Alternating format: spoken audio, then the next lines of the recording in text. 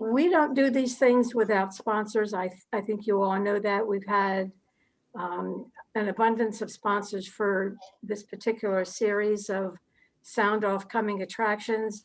I'd just like to mention them, beginning with our presenting sponsor, who is Melissa Orson, the president of South Jersey Gas. Primary sponsor is Wells Fargo. Supporting sponsors, AT&T, Atlantic City Electric, Comcast, Friedman LLP, G3 Gaming Group, Greenman Peterson, Eastern Atlantic States Regional Council of Carpenters and Carpenters Local 255, New Jersey American Water, New Jersey Community Capital, New Jersey Lesset, and Rowan University. And also we have some partners that we work with throughout the year. And I know they're on the line. So hello to Christy Howe from the Burlington County Chamber, Vicki Clark, Cape May County Chamber, Janet Garrity, Gloucester County Chamber, Mike Egerton, New Jersey State Chamber. So thank you all for sponsoring and for partnering with us. So to begin, let me have the pleasure of introducing our moderator for the day. Dr. Ben Dworkin serves as the founding director of the Rowan Institute for Public Policy and Citizenship at Rowan University in Glassboro. With a focus on informing and engaging Rowan students, faculty, and the public, Ben is responsible for positioning the Institute at the nexus of engaged learning and the issues of the day, further building on Rowan's reputation as a leading research institution of higher education in New Jersey. So with that, Ben, I'll turn this over to you. And good morning. Okay, thank you, Marlene. Thank you, everybody. Thank you to the Southern New Jersey Development Council for hosting this important event. Good morning. You know, as you just heard, my name is Ben Dworkin. I am the director of the Rowan University Institute for Public Policy and Citizenship, or RIPAC, as we call it for short. And let me begin with this. The punchline to an old joke revolves around the politician who insists that politics is the world's oldest profession because all matter in the universe came from chaos, and only politicians could create that kind of chaos. And so today, as we look around, it seems utterly chaotic. We have a recession, we have social unrest, we have a pandemic that is reaching new heights, and to top it all off, we just went through a bitterly contested election. It is chaotic. But with us today, we have three wise observers of the political scene who can help us all understand and navigate the chaos. From the 6th Legislative District, we are honored to have a true son of South Jersey, the Assembly Majority Leader, Lou Greenwald. From New Jersey Spotlight News, NJTV, we have Senior Correspondent and the moderator of Chatbox and Reporters Roundtable, the incomparable David Cruz. And when it comes to lawyer lobbyists, one of the absolute best in our state is our final guest from Archer Public Affairs, Bill Caruso. Gentlemen, welcome. Thank you for being part of today. Thank you. Good morning. Ladies and gentlemen, I'm going to run through a few questions with our panelists to try and get the discussion going. And then as time permits, we hope to open it up to questions from the audience as well. You can submit your questions through the Q&A function on the Zoom toolbar. So let's begin.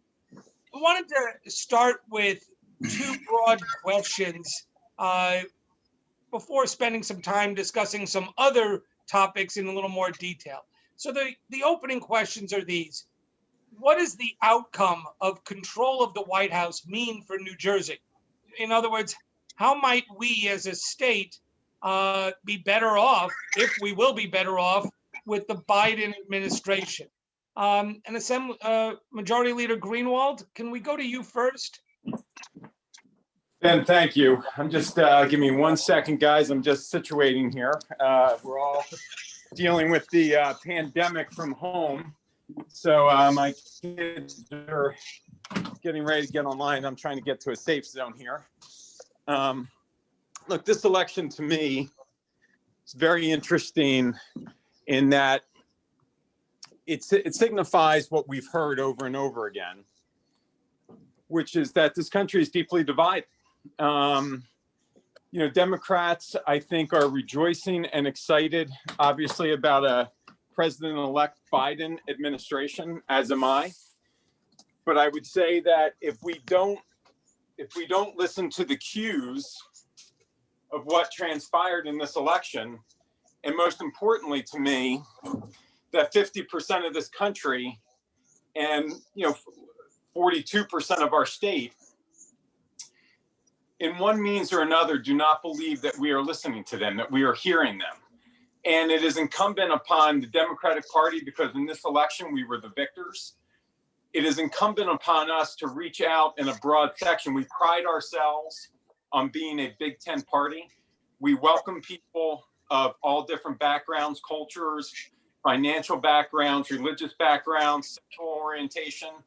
If we truly mean that, we've got to be open to people that share many of our views, but not all of our views. We have to be open to a concept that, take an example, for instance, a hotly debated contest before the election with the nomination of a new Supreme Court justice, many people arguing around the issue of pro-choice and pro-life.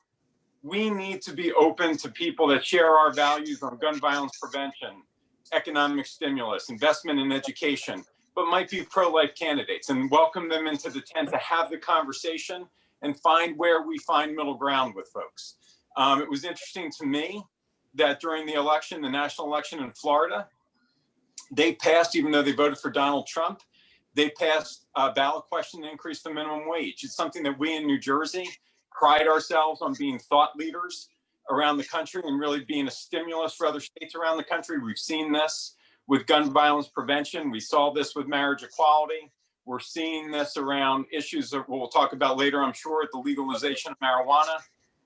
That minimum wage issue is something that shows that it's a respect for people at all levels of the economic level. More intimately, a Biden administration coming out of the pandemic, I think, means a couple of things. One is we've obviously, one of the states that were hit hardest and earliest on the COVID virus.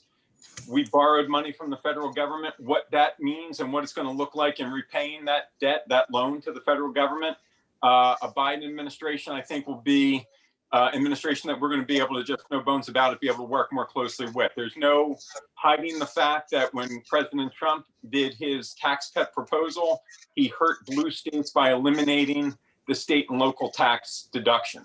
That crippled a state like New Jersey and our taxpayers. So having an administration that understands what we went through, understands how we combated the virus, how we set examples for the rest of the country, I think will be helpful for us.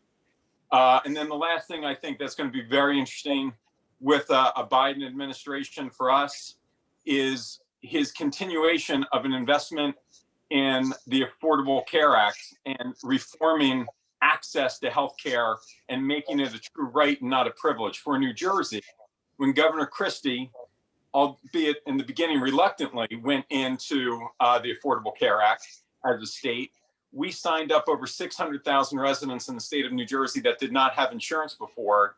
And we were one of the last states coming out of the Great Recession of 2008 with record unemployment rates.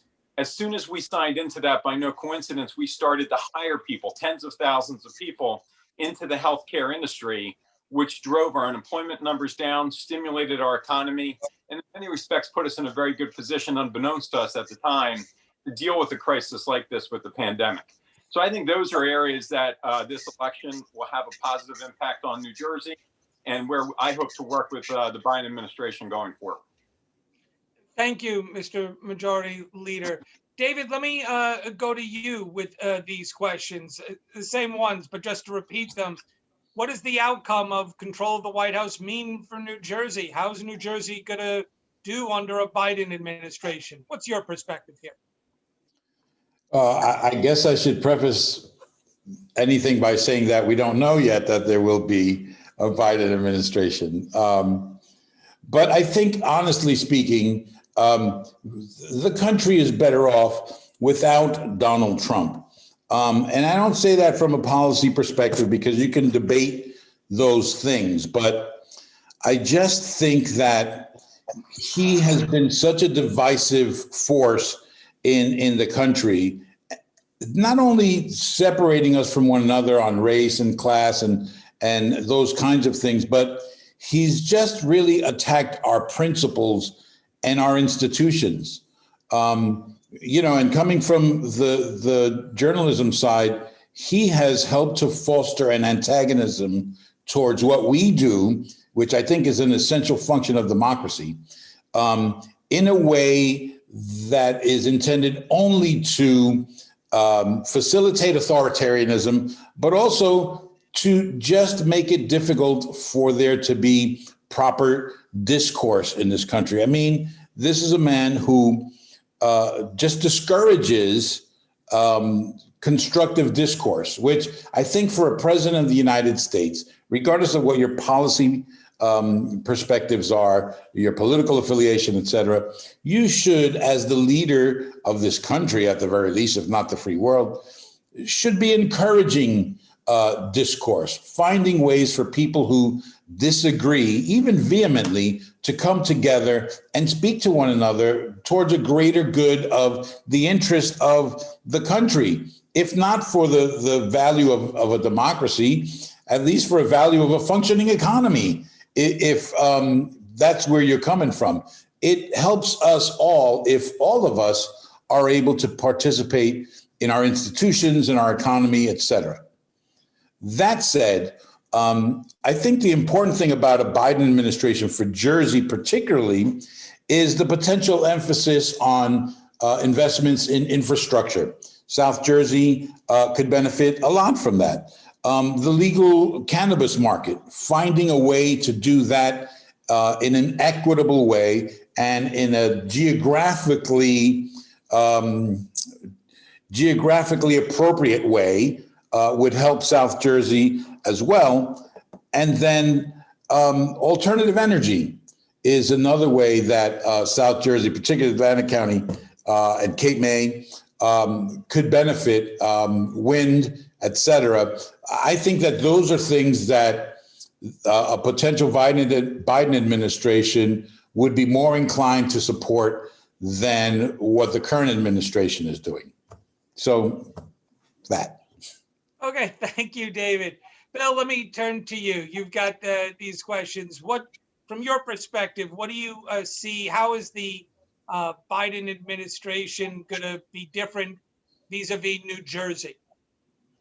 Well, in a lot of ways, both New Jersey and South Jersey, I think, will benefit because the president-elect can see South Jersey from his house.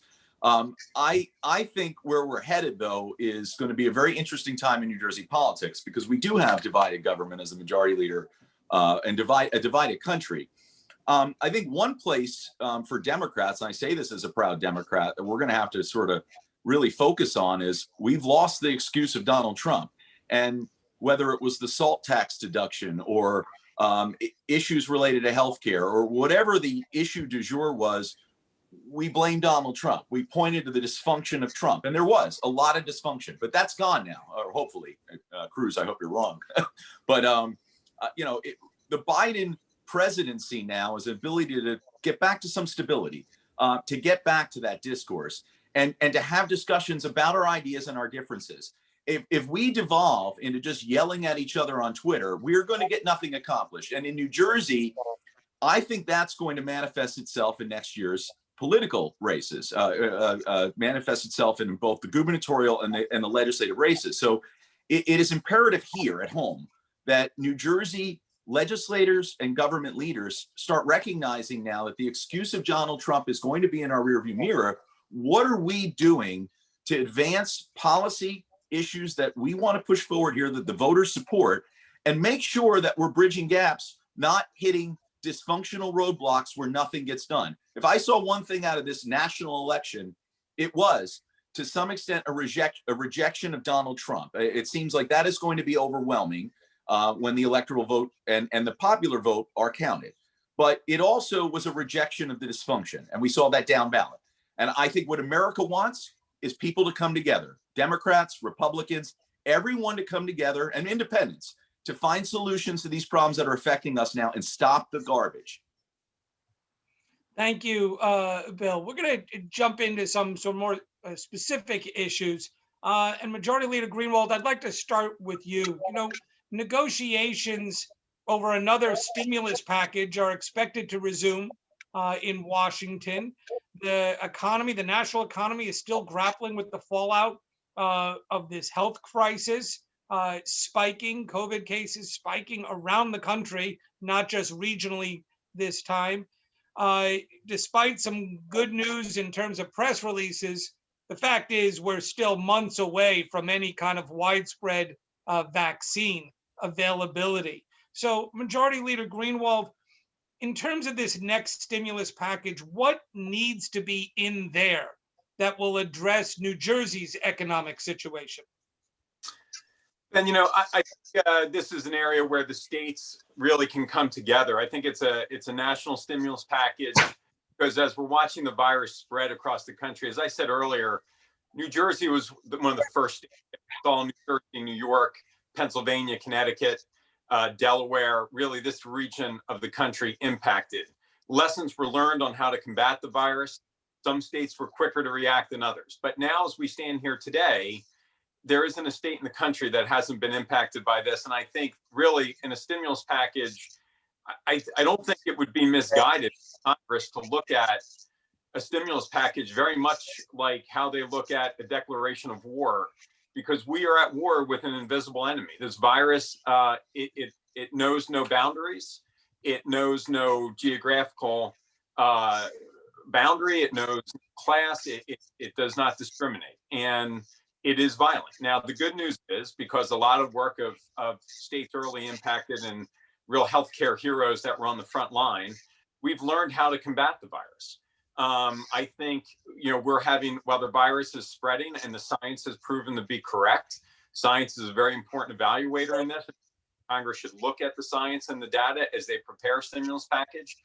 It is clear that they were right, that a second wave was coming, that it would be more violent in its numbers, and that as we started this back in March and April, the goal should remain the same. How do we protect surges in our hospitals? So the stimulus package to me needs to be, first and foremost, how do we get money in the state to protect our frontline workers? How do we support the hospital systems so that they're not overrun? How do we create a confidence level that hospitals are a safe environment? We now know, as hospitals were in the middle of this virus in the beginning, that they handled it in a very unique way, where their staff was protected, although while some contracted the virus, they did not do so in large numbers, because they followed simple metrics that we've known throughout time: wear a mask, wash your hands, practice appropriate social distancing. And the reality is that those concepts work for our hospital workers, and we can take them to society. The stimulus package in many respects needs to work on the hardest hit areas. So we know healthcare, hospitals, nursing homes, people at risk, but the other people that have been silently, in many respects, going about their business by facing this head on is Main Street America. And that New Jersey has not been immune from this. You know, those of us who love our neighbors and friends that own restaurants and the Main Street businesses up and down small town America and small town New Jersey have taken an enormous impact. I believe that we want these businesses to survive, because, Ben, I do think we are closer to the end than we are to the beginning of this virus. The news from Pfizer and Moderna is very promising. The fact that the vaccines are over 90% and 95% effective, that the side effects are very similar to a vaccine for a flu, with some pain at the injection site, maybe a mild headache. We see great promise from this vaccine.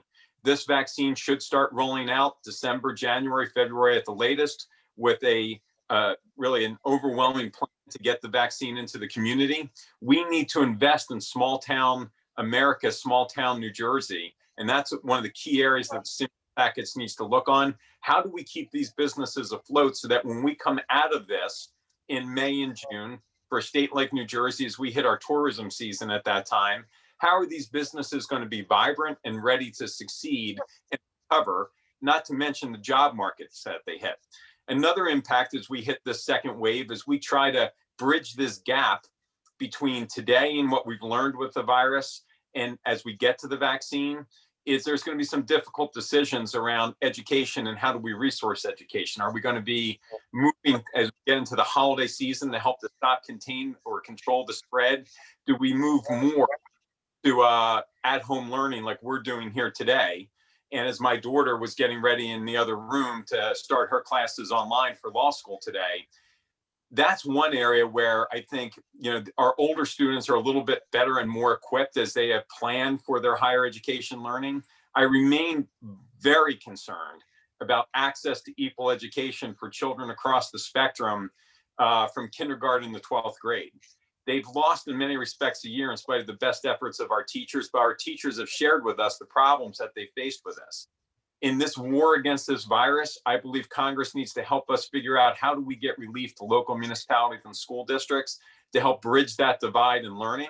And in many respects, we can use this past COVID. I think finally, one of the things that we know to be right is we need a national model in this war against this virus on testing, how we implement testing, and how we get more immediate responses. So as Congress really plans for and as a new administration comes in, I think one of the things that we learned from the early stages of this with the Trump administration and now moving into a new administration, as Congress remains what appears to be somewhat constant with a pretty evenly divided Senate and some gains in Congress, that both Republicans and Democrats need to recognize the truth that this begins with testing, but testing is only a small part. The test is only as good as the moment in time when I leave here and then go to my next meeting. But it begins with testing so that we can identify it and do the contact tracing. And from that, make people be responsible to wear a mask outside, show respect to others, understand that mask from day one.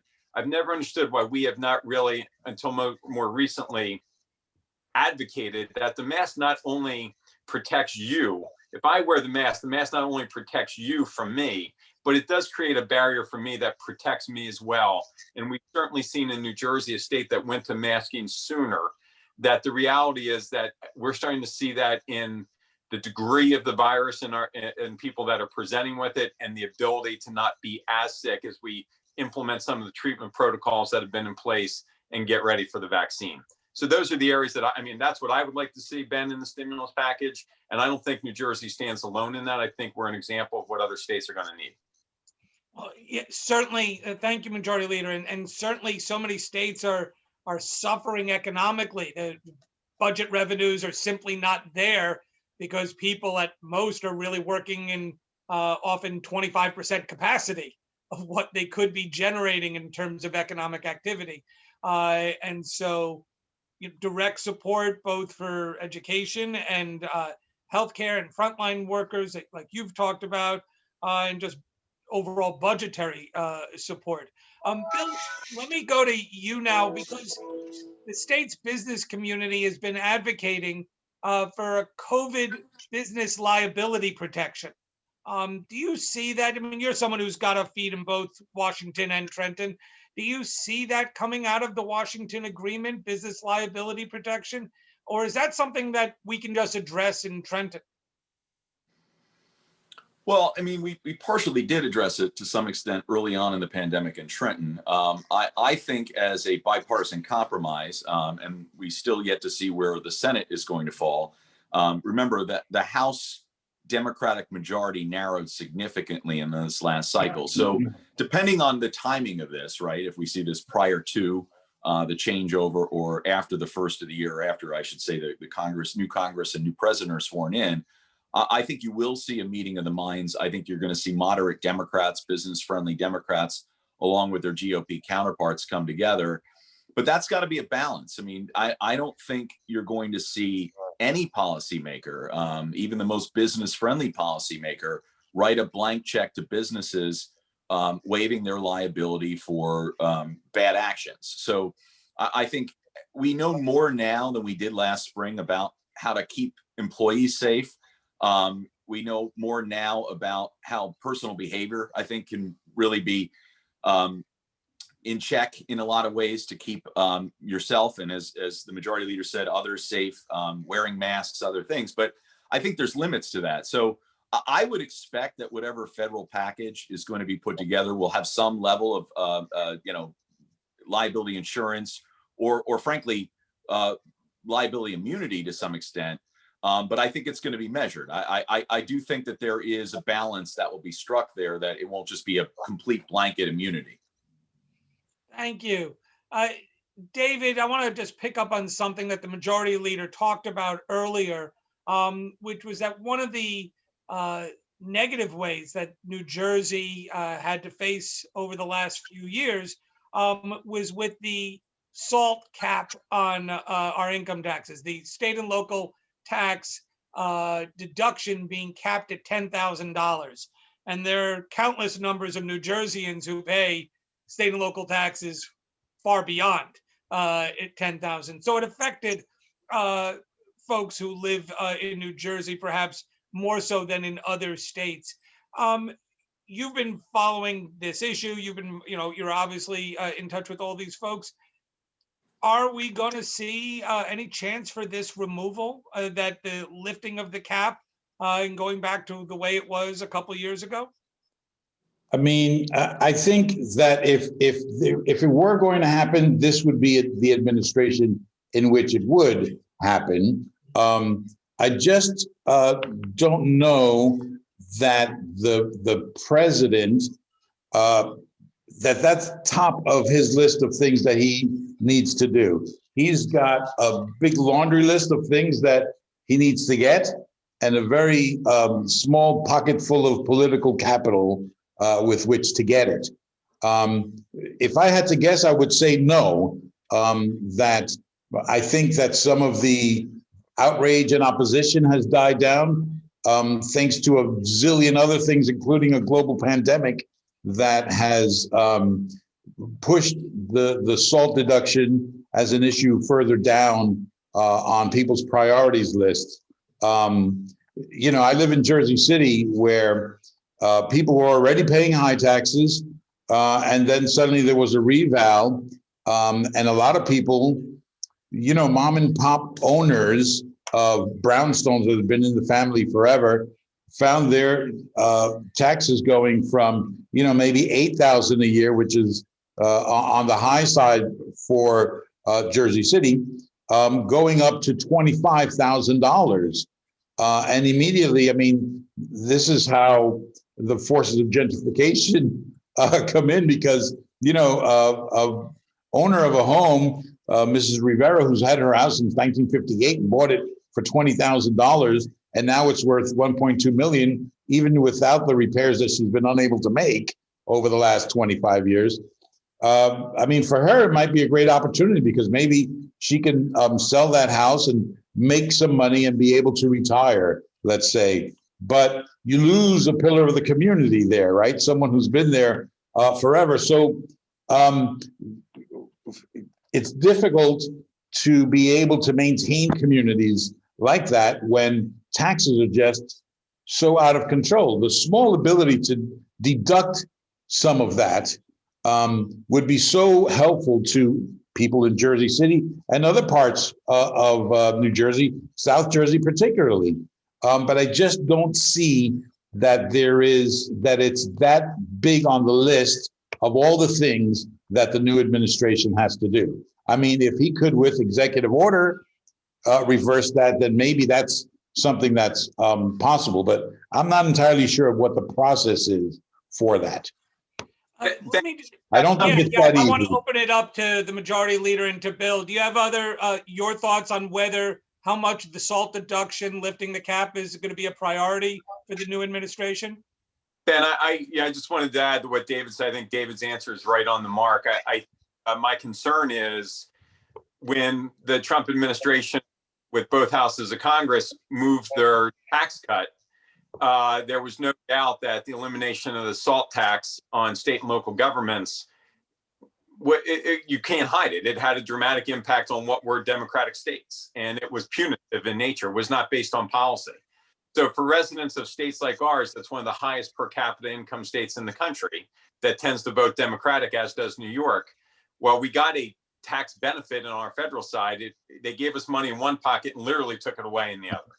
Yeah. The problem is there are more states that probably benefit out of this. So one of the things that I called on 3 years ago when we went down this road is, because I kind of agree with David. I think, look, for all of us, the number one issue in this country is to get this virus under control and to get back to a level of normal, stimulate our economy, make sure that people are safe and healthy, get people back to work, get Main Street up and running. That's the priority. So the reversal of that tax, as well as the fact that if the Senate remains Republican, I think it's just politics, it's demographics, it's numbers, that's going to be hard to do. New Jersey should not, however, miss the opportunity to do something that we've talked about for decades, which is that, as Dave alluded to, our tax system was antiquated and outdated and broken before the elimination of the SALT tax. And every year that we continue to invest from our state budget in Band-Aid approaches of property tax rebates and other programs to offset that broken system, skewing our school financial public education funding formula because we're trying to keep up with the chase of property taxes, which drives every decision in our state budget. We are missing the opportunity to restructure our system in New Jersey to a system that is more fair and evenly based. The property tax, to me, we talk about sales tax being discriminatory. The most discriminatory tax in our state is that property tax. It discriminates against young people starting their careers. It discriminates against senior citizens building our communities, and discriminates against minorities that are trying to create a part of that American dream to move out of cities and get into suburban communities. So I think, it is a social justice issue. It is an economic issue. It is an economic competition issue. And I think New Jersey's missing an opportunity to take this crisis and create it as a vehicle to drive some much needed change and reform. I appreciate that. Bill, do you have any thoughts on the likelihood or what kind of timeline we might expect, if any at all, for the removal of the deduction, the cap on the deduction for state and local taxes? Sure, and in a heartening moment of getting back to normal, it is exciting to hear the majority leader continue to talk about his very worthwhile concept on local options taxes. And I know that has been a long fight, and he continues to bang that drum. I agree with both of them that I think the urgency of this matter has potentially worn off.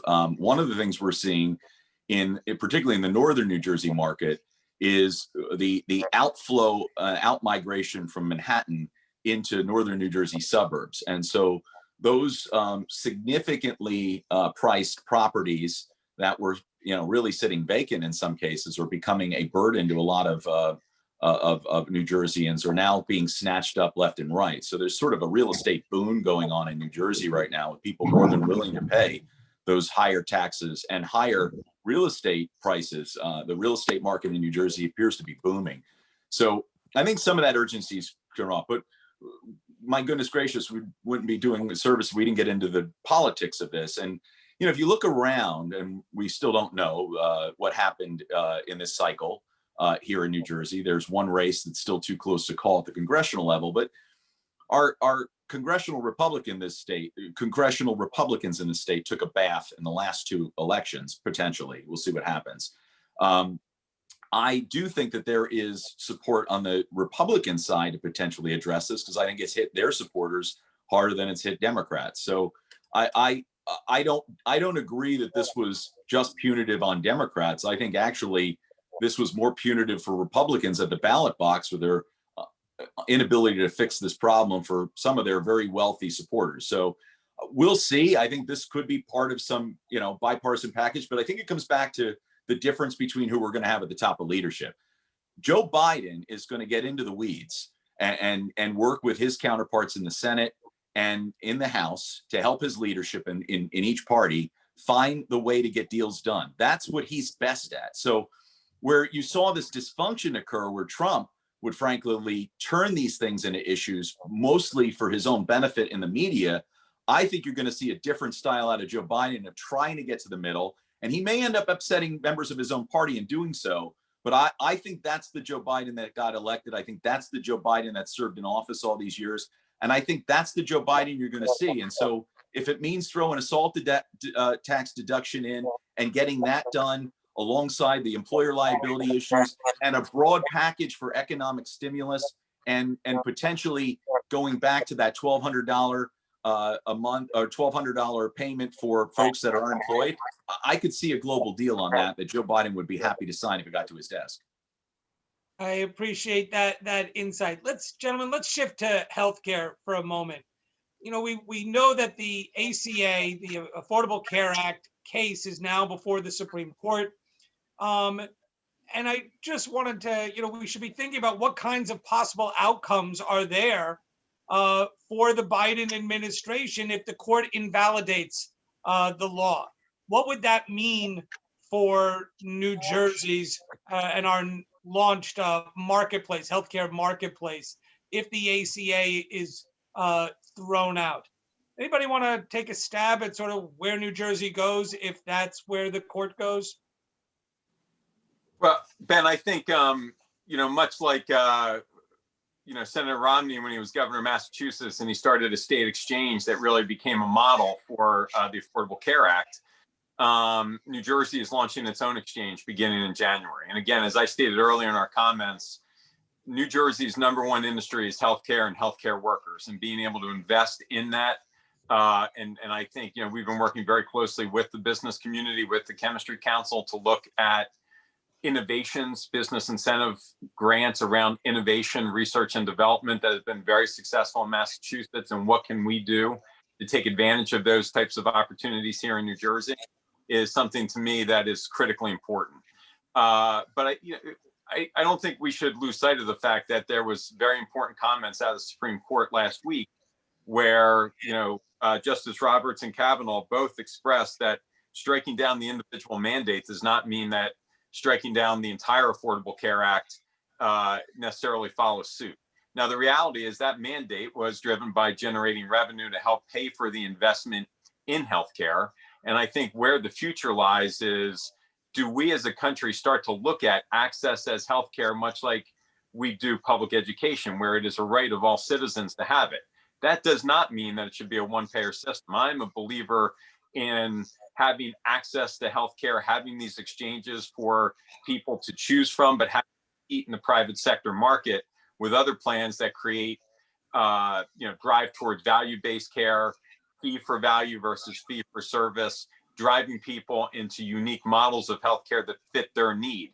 We did this 15, 16 years ago when we restructured an antiquated auto insurance market that created a competitive market in New Jersey and drove businesses in. There's no reason why we can't do it on the healthcare side. But the one thing that Republicans and Democrats agreed with uniformly when they went down this road, when people started to really understand what was in the Reform Act, everyone knows someone who has a health condition or some kind of pre-existing condition. If you have a child who struggles with autism, if you have a loved one who has cancer, if you have a child who has epilepsy, someone has some level of pre-existing condition in themselves or in their household or someone they care about. And that is why that is an area that people understand is sacred to be protected. And in order to protect that, you do need a deeper pool of participants in a healthcare system that spreads that risk out, which is why, to me, access to healthcare absolutely is a right, not a privilege. I appreciate that. I think we should probably also recognize that while nothing definitive has been decided by the industry as a whole, the thousands of people who have COVID and have survived may well be considered having a pre-existing condition, since we simply don't know what the healthcare impacts are going to be down the road for somebody who was sick and got better. So that is, and we obviously talking about thousands, hundreds of thousands across the country and thousands of people here in New Jersey. David, let me come to you, and just because I want to talk a little bit about COVID for a moment. Over the past week, the state has seen a dramatic increase in the number of COVID positive cases and in hospitalizations. This is something that's been around the country, but certainly here in New Jersey too, and it's threatening our very fragile efforts to recover as an economy. Do you think, what can we expect for New Jersey's testing and tracing? Is it going to improve now that there is this effort under the Biden administration to focus on a national plan? Will things be different under a Biden administration in terms of New Jersey's ability to respond? Well, January 20th is a long time from now. And as we've seen over the past 2 weeks of coronavirus spiking, there's really literally not a moment to waste.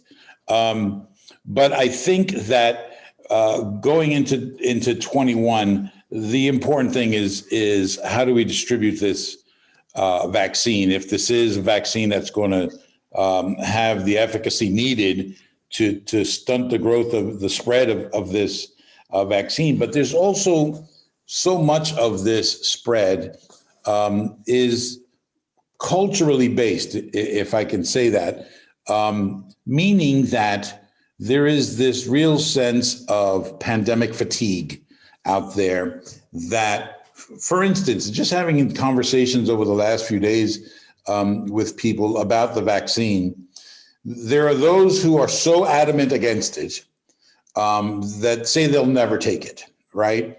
And then there are those who feel like because it was announced today that they can just fling the mask off and have, great big house parties and not have to take any kind of action to help stunt the spread.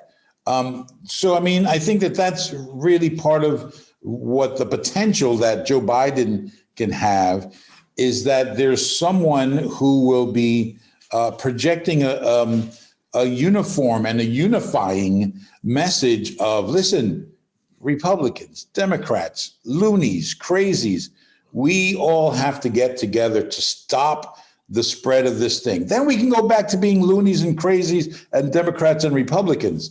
But I think that this is something that he will be able to do or needs to do, has to be able to do in order for us to make some real progress, because you can make the greatest vaccine, but if only, 50% of the nation takes it, we'll have another 3-4 years of COVID restrictions. And what impact is that going to have on not even the greater corporate economy, but the wide and deep bottom of the economy with people who are making $15 an hour or less, and the people who employ them, small businesses, bars, restaurants, boutiques, those kinds of places that if they have another 6 months of these restrictions, God forbid a year of these restrictions, the impact on the economy, South Jersey, the impact on that economy is going to be devastating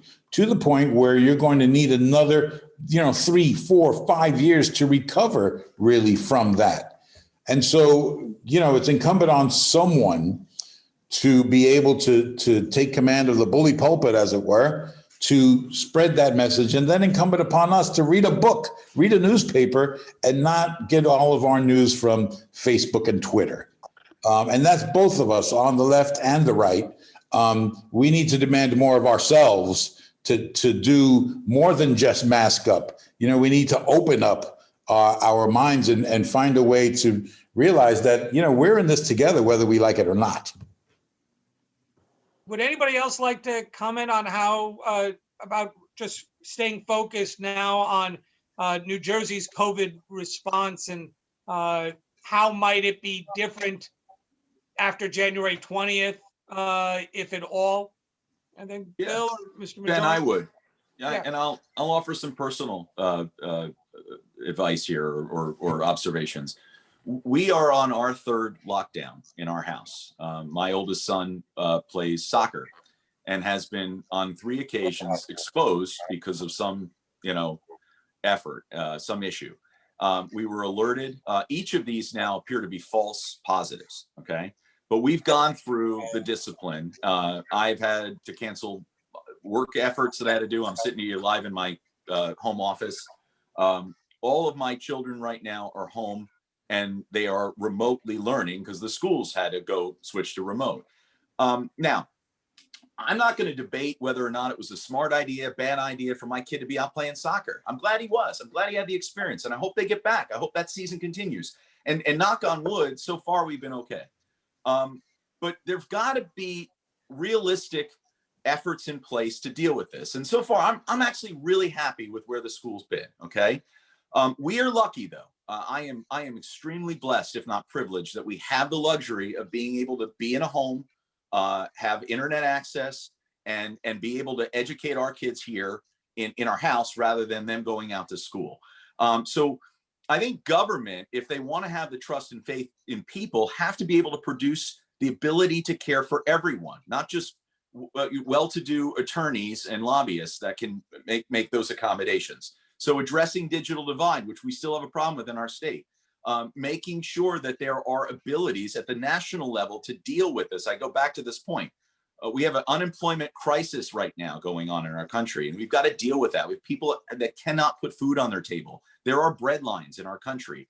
We've got to deal with those underlying issues if people are going to have the confidence to address this. And the last piece I'm going to say to you, and I lose my mind sometimes, I have disagreements over this myself. I mean, we don't know all the facts of this, but the one thing we can all agree, wear a darn mask, for goodness sake. It's not that hard.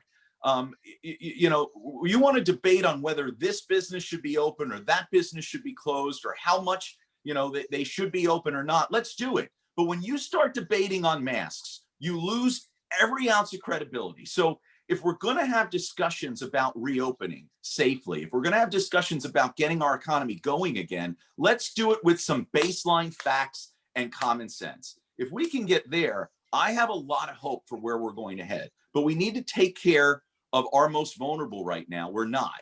And I think we all need to get back to some common sense here and start realizing if the store demands that you wear shoes and shirt and pants, for goodness sake, if they're asking you to wear the mask, put that on too.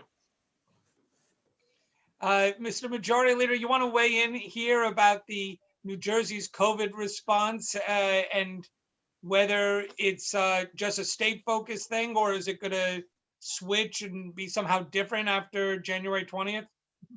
Well, look, I think the state has done an exceptional job of managing this, but I think it has to have a national model that's use their unique characteristics to adapt off of. And, you know, this whole the politicizing of certain aspects of this virus is just so frustrating to me. I think, you know, Bill said it well. How hard is it to wear a mask? You know, this concept of whether you wear a mask as part of your freedoms is just nonsense. Your freedoms is your ability to get life to normal, to take care of your family, to educate your children, to be able to worship, to be able to have free speech. Wearing masks, if it begins to, your failure to wear a mask impacts other people's freedoms because of this virus, that's where your freedoms end.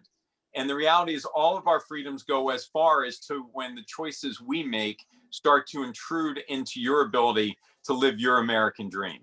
And so it's very simple. We know wearing masks works. It's not even debatable. It's just a simple concept. So that being said, you know, I think having some national models around this that people understand that there are consequences for if we don't institute is a must. And then allowing states based on outbreaks to be able to put out fires. And one of the things that we've argued for in the South Jersey delegation is to look at our compacts that we have struck with other states like Pennsylvania and Delaware and New York and Connecticut, to understand that when there's an outbreak in maybe Camden County, that doesn't mean that there's an outbreak in Ocean County or Bergen County and vice versa. And we need to be able to put the fires out so that we can keep our economy going and a level of stability for families. We have seen an increase in anxiety and depression. We have seen an increase in a level of teen suicide being discussed. These should be alarming to all of us. One of the things that I am, from a national model perspective, the Biden transition team has talked about creating a pandemic testing board, which, as I open my comments, treating this pandemic like an enemy, like war, is very similar to when the War Production Board was created during World War II. And that would create a centralized federal testing effort to really be able to attack this problem in a very real way. And again, to me, it starts with the ability to do those tests. We have 2,000 contact tracers in New Jersey out onto the streets to be able to identify. And, you know, to Bill's point, sharing personal experiences, I think it's important for people to understand we all now know somebody who's been impacted by the virus. And for our family, we were blessed to be able to send our kids off to college in September. And they are both at wonderful liberal arts colleges out in PA. My oldest daughter, as I shared, is here studying online with us in her first year of law school. She's at home with us. Well, our twins are coming home. They're going to be coming back as it was scheduled and planned before Thanksgiving. So they are we are preparing for them to come home. They have been tested every week at their schools at the school's expense. They've been able to test clean. They have been able to control an outbreak. One campus since August until now has only had 6 students positively test. Only 23 kids through contact tracing have had to go in the quarantine because of those 6, and they've been able to be re-entered into the school community. Oh, lost you. Them again on top. Yeah, I'm sorry. I have an incoming call. I apologize. Okay. They are now returning home. They're going to be tested one last time on campus, and now we have to figure out how do we test them again before we enter them back into our household. And so, that's part of the challenge. How do we keep our family safe? How do we move our little bubble, our family unit around to make sure that our family is safe as we re-enter them back into the household before they go back in the spring? Thank you all for that. Gentlemen, we have about 15 minutes or so to try and talk about economic development. And there's 3 before, and then we'll open it to some Q&A. And there's 3 key areas that so that we could all anticipate. I want to talk about cannabis. I want to talk about transportation, infrastructure, and we want to talk about clean energy. So Bill, you've been a real state leader as an advocate on cannabis legalization, and obviously a tremendous number, a strong majority of New Jerseyans agreed in this past election. So understanding that we've been talking about the legalization of adult use recreational cannabis, we've been talking about it in Trenton for quite some time. Can you try and give us a quick overview of where things are today, how we got here, what needs to happen actually in terms of economic development, what really needs to happen to get this industry up and running? Yeah, and just real quick, I'd like to bring a bridge to the last conversation, particularly with Majority Leader Greenwald here. We got here because of hard work. We got here because of advocacy, and we got here because of education. We didn't get here by yelling at people and calling them racists on Twitter. We didn't get here by stamping our feet and screaming that people are bad or whatever. When I announced that I was going to be involved in this, and I had just left Trenton as the executive director to then Speaker Sheila Oliver, I worked with the ACLU, the NAACP, Doctors for Cannabis Regulation, and a lot of other larger groups that had brought together common goals, but different experiences together to advocate for this. And my friend, and I've been friends with Lou Greenwald for decades now, called me and asked me what the hell I was doing. Basically like, are you out of your mind? What are we doing here? And I understood where he was coming from. This was on a personal level. Like, what are we doing? Like, come on, drugs, drugs are bad. And what we educated good, smart people like the Majority Leader, deep in economic policy. He's never met a policy that merges with healthcare and economics that he didn't like. This was confusing to him. And we were able to turn people like Lou Greenwald from skeptics into, to some extent, advocates themselves because they saw the value. We were failing on so many levels here in dealing with this. Number one, we're locking up people and giving them a life sentence of economic underperformance as a result of these, petty crimes, right? Possession of cannabis. If you were arrested in college and have a criminal record now for cannabis possession, you can't get a job at Applebee's. And, I've talked to so many people on, the moderate end of the spectrum, and well, these people should go out and get a job. How, right? How do they get gainful employment if they've got this scarlet letter? So some of this was about reducing the harms of the past, eliminating the harms of the past. Some of this was allowing people that will have nothing to do with cannabis going forward, the ability to unlock their economic potential. So that was one tenet of this that I think we started on, and frankly, we succeeded on. The expungement bill that kind of hung up legalization in March of 19, ultimately ended up passing. And that's on the books right now. It's been funded in the subsequent budget. So expungement reform, believe it or not, it's actually on the books. We haven't figured out the end of the terminal issue of whether or not we decriminalize or legalize the underlying crime, but we're going to expunge criminal records. Then we started to look at the fact that we actually can derive revenue from this enterprise, and then how, right? And that's been an interesting discussion because, you know, one idea is, well, we just allow all these sort of corporate conglomerates come in and just set up shop here, right? The Walmartization of marijuana. I think Jersey had a different idea. And the concept here, although we've yet to see this innovation because the commission hasn't yet been seated, was to allow for a multitude of players to be involved in this. We're going to have big, large cannabis companies come in here. That's not going to be something we're going to be able to stop or prevent, nor do we want. In some cases, you want that innovation. But I think you're also going to be able to see through the micro licenses and the conditional licenses that are effectuated in the Jay Koenig Act that passed on the medical side, and also in this potential bill that hopefully will pass soon, this innovation that will allow not only New Jersey residents, but minority New Jersey residents, folks from the minority community, particularly those that have been most harmed by this, to be part of this. The goal here isn't to eradicate the black market. We've used that language repeatedly. It's not. It's to bring that market into the sunshine and to start regulating it. And so my lesson here for everybody, and whether it's cannabis or other controversial issues, use your words. Let's talk about these things. We went from polling in the 40s in 2015, when we first started this effort, to 2/3 of the voting public supporting this in November on the ballot.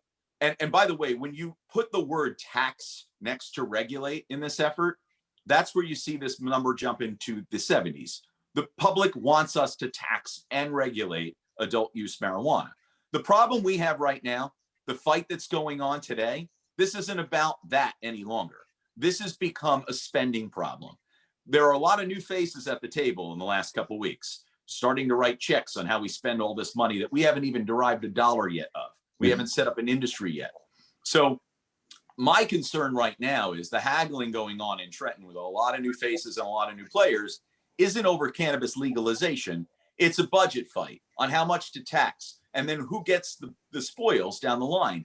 Those are legitimate conversations, some of which do harken back to some of the racial and social justice efforts that were done in cannabis, but a lot of them don't.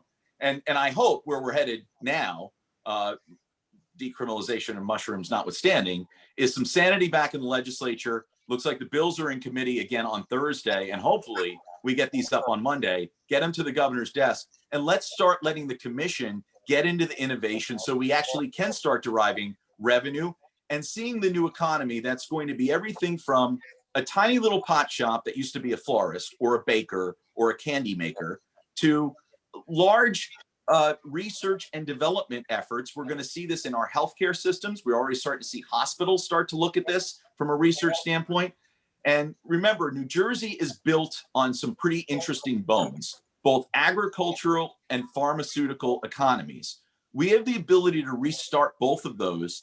On the agricultural research side, we're already starting to see it in hemp, but certainly on the cannabis side, the THC cannabis side. And then secondly, I do think you're going to start to see the manufacturing side akin to what we saw in the pharmaceutical effort reborn here in New Jersey as a result of this. But we have to hit go. We haven't even hit start yet. So I'm hopeful next week we're going to finally get to this place. David, let me come to you, because one of the questions that we were thinking about is that this legalization of cannabis represents a significant change in public policy. And this is going to bring about, as Bill was just talking about and mentioned several times in his explanation, that, you know, it's a real life impact, real life effects for communities of color. Would you speak to how the state might look to address the issue of social justice? Where is that coming into play in this whole discussion? I think that is really, and if I can just plug my show that we're recording Thursday night live at 6:30 p.m., we're going to have Diana Waynu, who is the chairperson of the Cannabis Regulatory Commission on. And so that's one of the questions that I want to put to her, because I think assuming that the legislature passes a clean bill that doesn't set all of the guidelines and all of the restrictions and all of the policies, then the CRC is the one who's going to be really steering the ocean liner of an industry. And so I think for me, I would rather see Diana Waynu helping to set that policy than the legislature. All due respect to the leader, who's a wonderful legislator and a terrific guy, but collectively the legislature represents 100 different districts and issues and so on. So I think that the sooner the state can get to a law, a bill that is clean and hands it over to the CRC, then I think that that's where the CRC can have real impact. There needs to be a real understanding, a broader understanding of what this is all about on the social justice side, because I think, 68% of the people or whatever it was who voted for this, a good 68% of them are more about being able to buy legal weed without consideration for what the impact is of that, other than being able to go get weed easily and legally. But those who have seen tremendous negative impact as a result of this war on drugs, and in South Jersey, in Burlington, and Camden, Atlantic, Cumberland, they have seen, they've been hit terribly hard by this fight. And so there are people now in those towns who can't get jobs, et cetera. Bill was talking about them. But it's more than just getting, drug education programs into Camden City. It really has to be about taking a person who can open a mom and pop shop in order to be innovative and not just sell bags of weed, but to create an entire retail experience, right? Those people who are right now in the weed industry, they're innovating. And there are delivery services, for instance, that function under the law that deliver to your home and provide you with Q codes that tell you what it is that you're buying, what effect it's going to have on you, et cetera. Those are the kind of innovations that we need to be able to allow small mom and pop operators to participate in. And the CRC needs to find a way within the existing laws to guarantee participation by people of color, poor people in communities where they've been devastated by the illegal drug trade.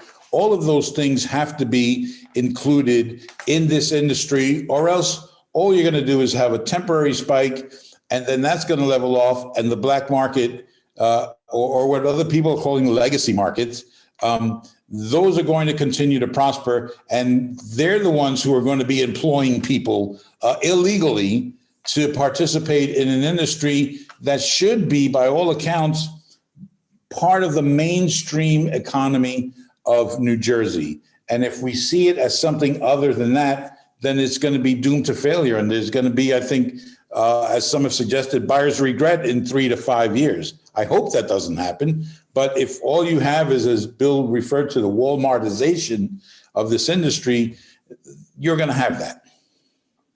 Thank you, David. Mr. Majority Leader, I want to make sure we're running out of time. There's obviously a lot to talk about here, but I want to make sure that I wanted to talk to you specifically about transportation infrastructure as part of this larger discussion about economic development. New Jersey's economy is dependent on the efficient movement of people and goods, and part of President-elect Biden's Build Back Better plan has called for increasing transportation investment in highways and bridges and airports, stabilizing the federal highway trust fund, which receives its money from an 18.4 cent per gallon gas tax. That's about 38 billion a year. And that's almost always $15 billion short of what the nation needs in terms of its transportation infrastructure. There are always competing needs. You know, Iowa says it needs money, and Mississippi says it needs transportation money, and we say we need it. So what does New Jersey do to position itself to withstand another couple years, potentially 4 years, without federal transportation investment? Are we able to do the things that we need to do vis-a-vis transportation infrastructure in New Jersey? And specifically, I wanted to ask you about the Glassboro-Camden rail line, something that would have, you know, potentially tremendous positive effects for South Jersey. So Ben, it's a really interesting question. And I think, you know, the answer to the question just keeps changing. And again, COVID has altered our lives in so many ways. So that light rail line, I think, is still critically important. I think it's important to the overall development of South Jersey as a region of the state. You know, we are an opportunity for population growth in the state where smart growth can take place. We do know that good public transportation is a component of any smart plan. We have underutilized public transportation in South Jersey. We have underinvested in public transportation in South Jersey. That's the bad news. The good news is that as we are growing, we have an opportunity to have a real regional development plan that allows for us to do that in an intelligent way and to make the investment. I am excited that, you know, President-elect Biden, you know, we've always looked at him kind of as our third United States Senator before he became vice president, because, you know, he was so closely connected to us in Delaware. He understands the South Jersey region. His passion about transportation and infrastructure development, I think, is an asset for us. Dealing with that is going to be critically important on where the revenues come from. So that is a component. We have readjusted in a bipartisan fashion our transportation trust fund funding and our gasoline tax, as we have seen improvements in energy efficient cars. The revenues that come in from that have changed. And so we've had to look at that in a creative model. It has the benefit of encouraging people to more energy efficient, environmentally sensitive cars and generating that at the same time. But it also puts a drain on our system. The state in the last budget generated for New Jersey Transit an $11 billion 5-year plan with $1.43 billion coming from the state budget. But there's only so much we can do. Those numbers sound immense to the general public, but for the listeners on this call that are in infrastructure development, are in construction, they know that those resources are the tip of the iceberg of what we need.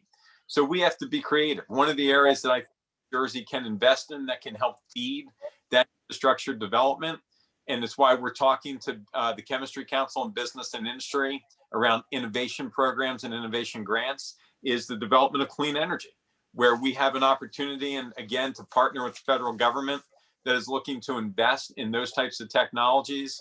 Our access to wind energy off our shore and investment of that and what it could mean both in savings and in revenue generation could be developed and utilized to dedicate some of those funds to transportation. So it is, you know, one of the, just real quickly, I guess one of the things that's changing in this that's interesting to me, I am worried about the commercial real estate development, and programs like that light rail line were driven about how do we help people get to our commercial business opportunities and commercial business real estate.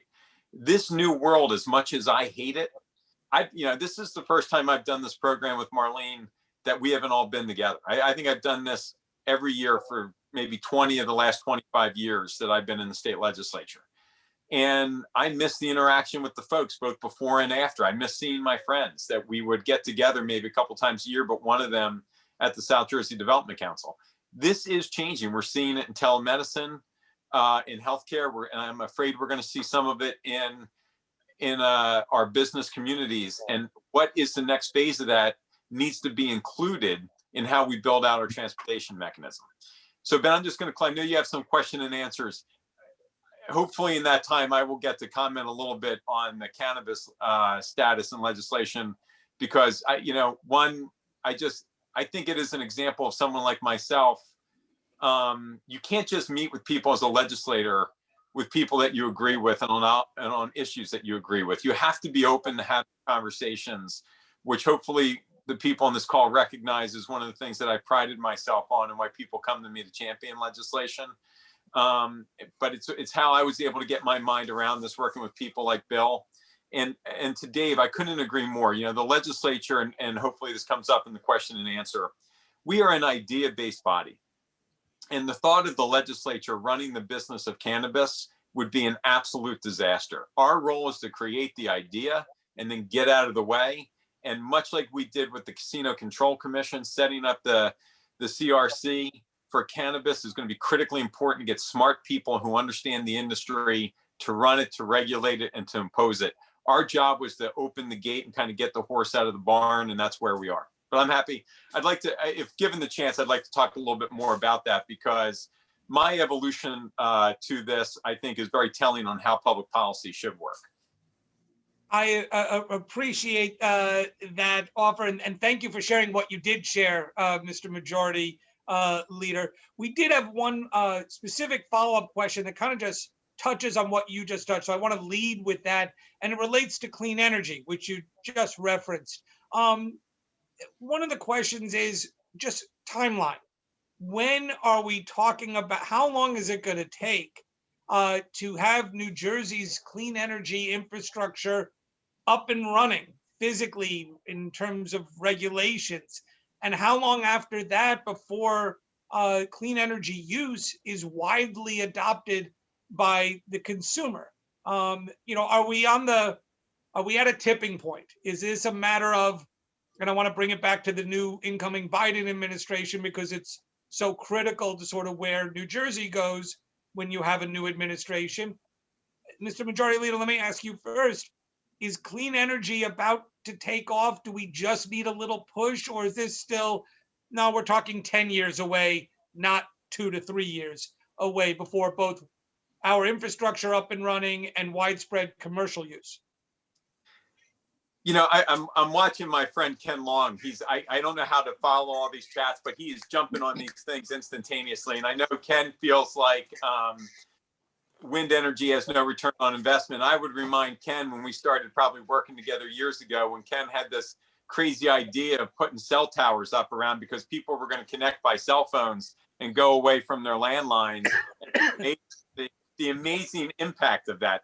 Ken's thanking me right now. I can only follow Ken in these short snippets, so I got to get it while he pops up. But the reality is, I think we are at a tipping point. And I think what's interesting is the wind turbine is progressing rapidly off the New Jersey shore. The solar energy, I drive around and I'm amazed. I think like many of you guys, I get frustrated being in the house, but there's no place to go. So I get in my car and I drive around and do conference calls and just get outside and get some fresh air. You drive around, you're seeing more and more families elect to use solar energy. But there has to be a change where people understand that not only is this an economic benefit that's saving money for them in their personal households, but at the same time, there's a long-term benefit as you watch these storms continue to increase in intensity and to ravage our country and to ravage our world, and what the overall impact is in the long term. We've made investment in years. Public transportation is not something that is profitable in and of itself, Ben, going back to something else. A friend of mine, Joe Ripa, who was, in the transit union for years before he got into public life, once said to me, when I was so frustrated with the fact that the light rail line from Camden to Trenton was over budget, at a time, wasn't making money. And Joe Ripa said to me, Lou, you know what the answer is to that problem? I said, Joe, what? He said, let everybody ride it for free. I said, oh, come on, Joe, how could we ever do that? He said, You want people to use public transportation. Let them ride it for free. It's not about making money. It's about building the tentacles off of public transportation that develop the transit lines, that develop all the infrastructure development along our communities, along the light rail lines, that would develop the communities along the light rail line, that would get people off of the turnpike, off of Route 73, off of 295. And it was in that simple logic from someone like Joe Ripa, who had decades of experience, you really started to look at things in a different way. And I think that's how we have to start to look at clean energy and alternative forms of energy. And the one thing that we seem to jump around. Here's the one thing that I think is a legitimate criticism. We go from wind turbine to solar to what, ever else. We need to have a diverse portfolio of what this is. And just like we do urban planning and redevelopment planning, we need to have a planning model around clean energy. I had a wonderful meeting with folks from South Jersey industry right before COVID hit, when there was this conversation around getting off of gas. And they shared with me the investment that they were making in hydrogen and the ability to use the gas lines from South Jersey Gas and what that would mean. But it isn't as simple as figuratively and literally flipping a switch. You need to make the investment in that development, and it could take up to 10 years. Well, 10 years, again, like money, sounds like big, it sounds like a long time. It's quicker than you think. And the opportunity to have that type of alternative energy in a short period of time in the grand scheme of things, and what it means in the long-term economic and environmental protections that we so desperately need for our state and for our country and for our world and for our children's future, not to get too idealistic about it, but something I believe in, is critically important. I appreciate that explanation, sir. We've got time for just one more question, and it actually has nothing to do with anything we've talked about so far. Then I hope it's long. Please, it's got to be. So everybody's got to give I want to offer it to all three of you, but everyone's got to give a short answer. And it's really about vote by mail. We had over 4.5 million votes cast in New Jersey. 4.4 million simply were using the vote by mail, shattering a record for New Jersey. And the question is vote by mail here to stay? And are there going to be other kinds of election reforms in terms of voting reforms, same day voter registration, voter extending deadlines, early voting? Is any of that going to be seriously considered and entertained in the next year? So is our vote by mail here to stay, and will we see other kinds of innovations in voting? David, let me just go to you, but everybody should understand we got just a couple minutes and we have to then sum up. Wrap it up. I think yes, and yes. I think all of those things should happen. I think that they are slowed somewhat by the state's performance this year in counting all the ballots, just in terms of how long it's taken. So I think had we knocked it out of the ballpark, these innovations would come more quickly. But I think because we only hit a double and we got picked off at third, that it's going to come a lot more slowly. I had to throw some sports metaphors in there in honor of the governor, who's the master. Bill, let me just go to you. Your take on the future of vote by mail and other voting reforms? We're a democracy, and when more people participate in that democracy, it's a good thing. I think we saw in New Jersey some positives come out of this election.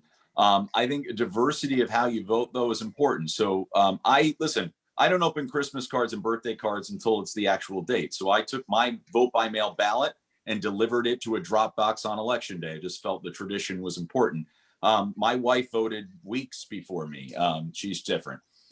We should encourage people to vote as they need to. And I think what we did see here is we exposed some significant issues at the county level that need to be addressed. And some of that's funding, some of that's just allowing people to vote earlier in person. I think that frankly was a failure this election. I think we could have done more in-person voting. And certainly vote by mail. If that's how people choose to, that's a great idea. But I think that the floodgates are open now into new innovation. It's a good thing. Majority Leader, any thoughts on the future of vote by mail and other voting reforms? You know, Ben, I think it's so sad that, you know, we've always strived to get greater voter participation. We look at numbers and say, my gosh, look, it's such an important day, and how many people vote, and why seniors vote at such large numbers and people don't vote. So we should be celebrating the fact that President-elect Biden got more votes than anyone who's ever run for president, and that President Trump got the second most votes of anyone who's ever run for president. That's a success. So, you know, that is a foundation I think is important. I think early voting is here to stay. I think it should be noted that not this year, but every year over the last decade, people that participate and vote by mail in all three categories, Republican, Democrat, and Independent, have all gone up.